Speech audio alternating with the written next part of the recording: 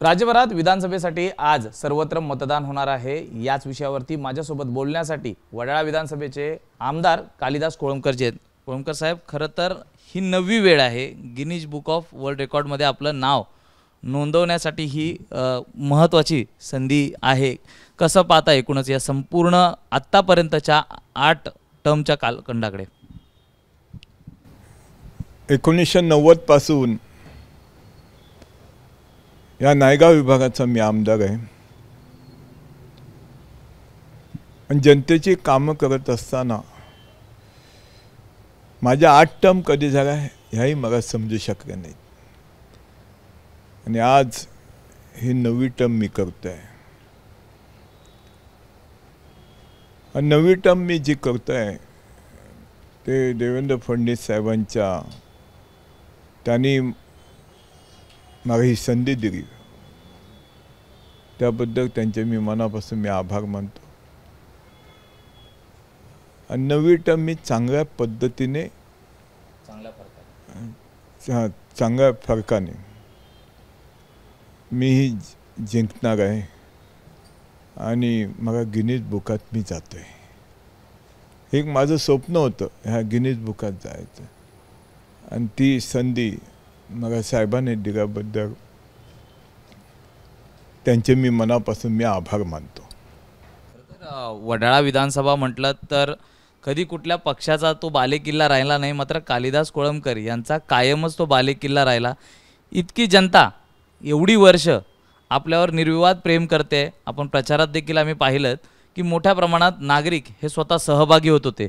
किती विश्वास आहे या जनतेवर आपला? अनेक प्रसंग माझ्यावरती आले, अनेकांनी मला पाडण्यासाठी अनेक उद्योग केले, परंतु नायगावच्या जनतेने समोरच्या व्यक्तींना त्यांच्या जागा दाखवल्या आणि मला निवडून दिलं।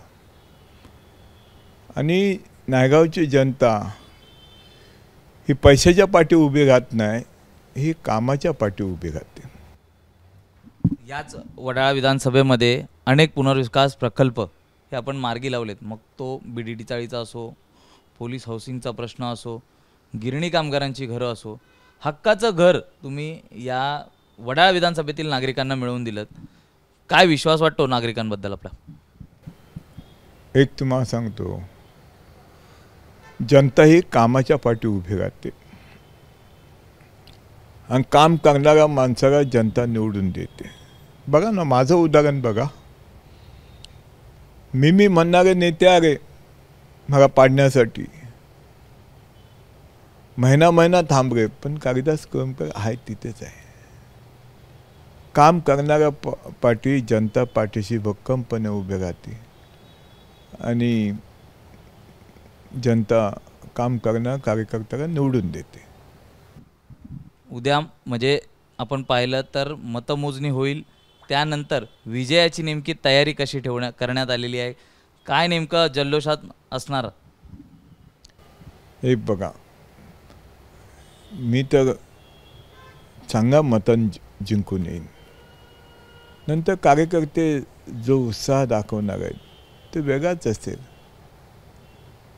आणि गिनीज बुकाचा उत्साह असणार आहे, हा निवडून येण्याचा उत्साह नसणार, एवढं नक्की। साहेब, आपल्या मागील अनेक वर्षापासून जो प्रश्न आपला होता तो म्हणजे पोलीस हाऊसिंगचा, तो मार्गी लागला। मतलब पुढच्या पंचवार्षिकमध्ये नेमका कुठला असा विषय आहे जो तुम्ही पूर्णत्वाला नेणार आहात आणि काय संकल्प आहेत पुढच्या 5 वर्षातले आपले?